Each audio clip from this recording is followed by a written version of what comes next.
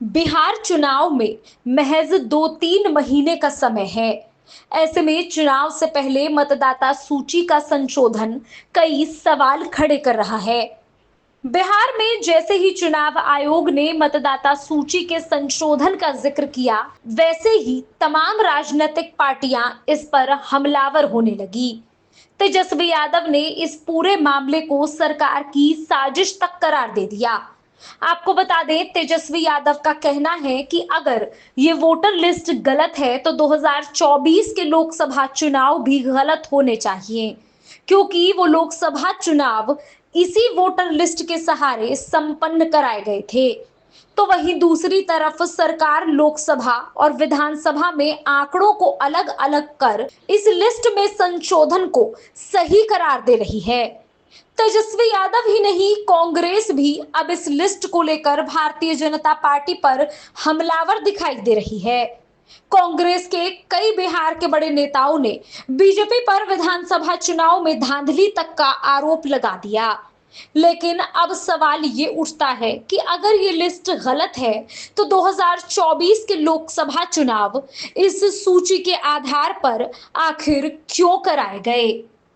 राजद, कांग्रेस और लेफ्ट पार्टियों का दावा है कि बिहार के 20% तक प्रवासी वोटर बीजेपी के निशाने पर हैं। मानव विकास सर्वे की रिपोर्ट की माने तो अनुसूचित जातियों के लगभग 20% और अन्य पिछड़ा वर्ग के करीब 25% लोगों के पास ही जाति प्रमाण पत्र है।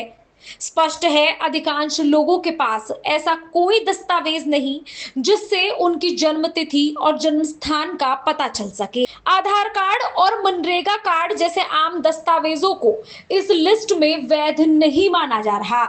एक तरफ सरकार आधार कार्ड को वोटर लिस्ट से जोड़ने की कवायद कर रही है, तो वहीं दूसरी तरफ इस पुनरीक्षण में आधार कार्ड को मान्य दस्तावेज नहीं माना गया। ऐसे में अब सरकार की मंशा पर तमाम विपक्षी दलों ने सवाल उठाने शुरू कर दिए। कई विपक्षी दलों का यह कहना है कि अगर ये लिस्ट गलत है तो 2024 के लोकसभा चुनाव भी दोबारा होने चाहिए। इतना ही नहीं, कई विपक्षी दलों ने तो आधार कार्ड और इस लिस्ट में खुले तौर पर धांधली का भी जिक्र किया।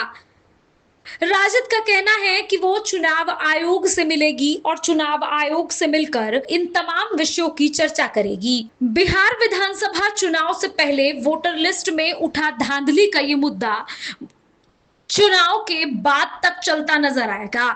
फिलहाल ये तो देखना होगा कि तमाम विपक्षी दल ये सर्वे आराम से होने देंगे या फिर इस सर्वे को सरकार वापस ले लेगी और 2024 के लोकसभा चुनाव के आधार पर ही इस बार बिहार में विधानसभा चुनाव कराए जाएंगे।